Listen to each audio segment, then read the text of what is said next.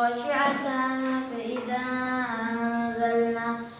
فإذا أنزلنا عليها الماء اهتزت وربت إن الذي أحياها لمحيي الموتى إنه على كل شيء قدير. İnkılabı işleyeceğiz. Tenvin ve sakin nundan sonra ve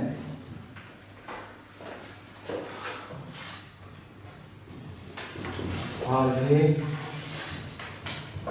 gelirse İkram olur. Evet. Semi'un basir.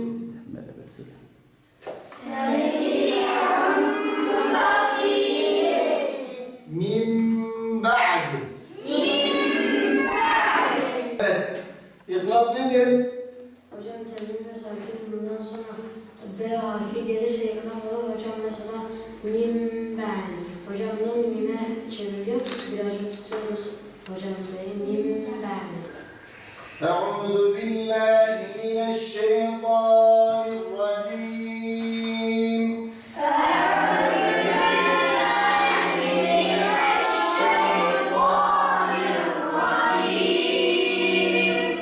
Bismillahirrahmanirrahim. Elem neşrah leke sadrak.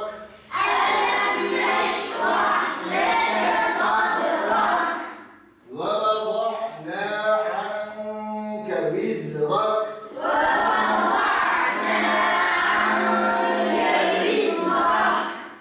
الذي أنقض ظهرك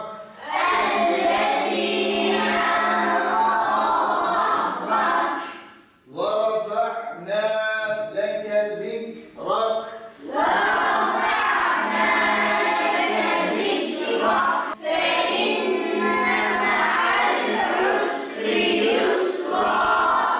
إن مع العسر يسرا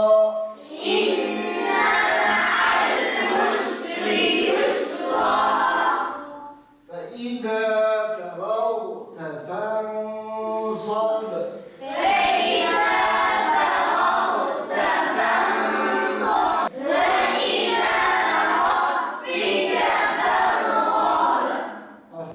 أعوذ بالله من الشيطان الرجيم. بسم الله الرحمن الرحيم. لقد صدق الله رسوله رؤيا بالحق لتدخلن المسجد الحرام إن شاء الله آمنين محلقين رؤوسكم ومقصرين لا تخافون فعلم ما لم تعلموا فجعل من دون ذلك فتحا قريبا هو الذي أرسل رسوله بالهدى ودين الحق ليظهره على الدين كله وكفى بالله شهيدا. Hafızlık müessesesi Peygamber Efendimiz sallallahu aleyhi ve sellem zamanından bu yana Kur'an'ın inmeye başladığı andan itibaren vahyin gelmesiyle birlikte Peygamber Efendimiz sallallahu aleyhi ve sellem ve onun etrafındaki sahabi efendilerimiz hafızlığa, ilme büyük önem vermişlerdir. Hafız olan bir yavrumuzun veya öğrencilerimizin Kur'an-ı Kerim'in mucizevi kelam oluşundan dolayı Kur'an-ı Kerim insan hafızasını açıyor. Bizim de büyük alimlerimiz, Biruniler, Farabiler, büyük alimlerimiz hafız olarak önce hafızlıklarını yapmışlardır. Buhariler, Müslimler. Ondan sonra da ilmi hafızlığın üzerine taşlandırmışlardır, bina etmişlerdir. İlmin başlangıcı hafızlıktır diyebiliriz. Hafızlık müessesesi büyük bir müessese. Allah Resulü sallallahu aleyhi ve sellemin sünneti olan bir müessese. Farz-ı kifaye olan, fıkhi açıdan baktığımız zaman da farz-ı kifaye olan bir ilim. Eğer bir ümmette, bir toplumda, bir millette hafız olmayanlar olursa o toplum yekün olarak yani bir görevi yapmamanın vebalini hep beraber yüklenmiş olurlar. Ama hafızlığı birilerinin yaptıktan sonra bu farz-ı kifaye olan bu müessese diğerlerini de bu vebalden kurtarmış olur. Hafızlık müessesesinin maddi, manevi, uhrevi dereceleri çok büyüktür. Burada yatılı 42 öğrencimiz var. Hafızlık eğitimini burada yapıyoruz. Burası ortaokul seviyesinde, proje bir okul. Ortaokul seviyesinde hafızlık eğitimi burada yapılıyor. Şu an en alt 5. sayfayla giden ve hafızlığını bitirmiş öğrencilerimiz burada mevcut. Arada diğer öğrencilerimiz de diğer sayfalarla gidiyorlar. Hafızlık eğitimi yani zorluğu var ama Rabbimiz Kur'an-ı Kerim'de diyor ki وَلَقَدْ يَسَّرْنَا الْقُرْآنَ لِلذِّكْرِ فَهَلْ مِنْ مُدَّكِرِ Biz diyor Kur'an-ı Kerim'i kolaylaştırdık. Burada Allah'ın yardımı var. Allah'ın yardımını nereden anlıyoruz? Milyarlarca insan hafızlık müessesesinin içerisinden geçmiş, hafızlık belgelerini almış insanlarımız mevcut.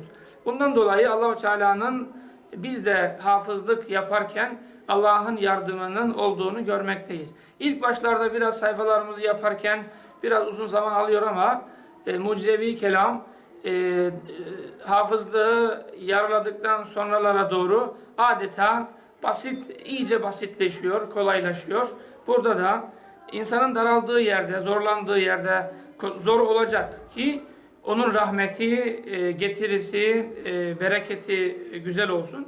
Ondan dolayı yani hafızlık müessesesine içinde bulunan kardeşlerimiz zorluğunu belki söyleyebilirler ama biz bu hafızlığı yaptık. Manevi, ondan sonra uhrevi, bunun bereketi çok büyük.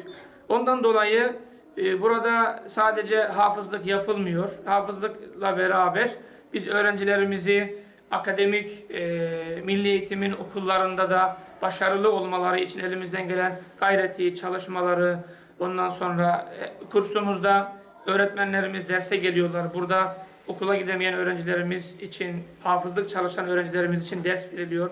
Hafızlığını bitirme aşamasında bitirmiş olan öğrencilerimiz okulda akademik derslerine devam ediyorlar. Bu yavrularımız ilmin ileride her birerleri birer alim mertebesinde biz bunları görmek istiyoruz. İnsanlığın faydasına olacak çalışmaların ilk basamağı olan hafızlık eğitimini burada yaptıktan sonra okullarını da en güzel, başarılı bir şekilde okuyup geleceğin cumhurbaşkanlarını, geleceğin kaymakamlarını, geleceğin mülki idari amirlerini en üst düzeyde devletimize, milletimize, vatanımıza, insanlığımıza faydalı olacak nesilleri yetiştirmenin basamağını burada oluşturacağız. Buradan yetişen yavrularımız, öğrencilerimiz inşallah bu insanlığın hizmetine eski alimlerimiz gibi, büyük alimlerimiz gibi onlar da binanın tuğlalarını kat kat eksikliği tamamlama noktasında, binanın tuğlalarını oluşturma noktasında hep beraber gayret edip bu dine, bu insanlığa, bu millete, devletimize, milletimize hep beraber hizmet etmeye çalışacağız inşallah.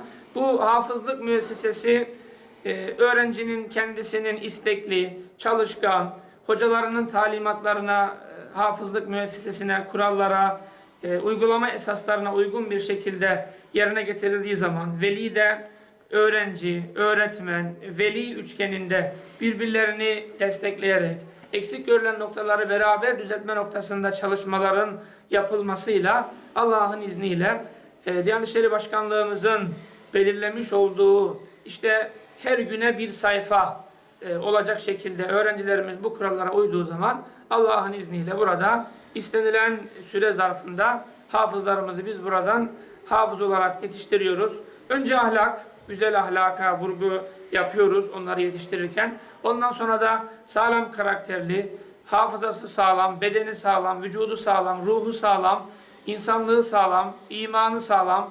Ondan sonra insanlarla olan münasebetleri güzel olacak bir şekilde kaliteli bir insan yetiştirip toplumun içerisinde topluma faydalı olacak bir şekilde nesilleri burada yetiştirmenin gayretini hep beraber burada yöneticisinden hizmetlisine varana kadar müftülüğümüzdeki bu alanda sorumlu hocalarımızın üstün gayretleriyle, teşvikleriyle, yardımlarıyla bu yavrularımızı en güzel şekilde yetiştirmenin çabasını, gayretini yaşıyoruz. Bazen oluyor, onlar derslerini veremediği zaman üzülüyorlar. Onlarla beraber biz de üzülüyoruz.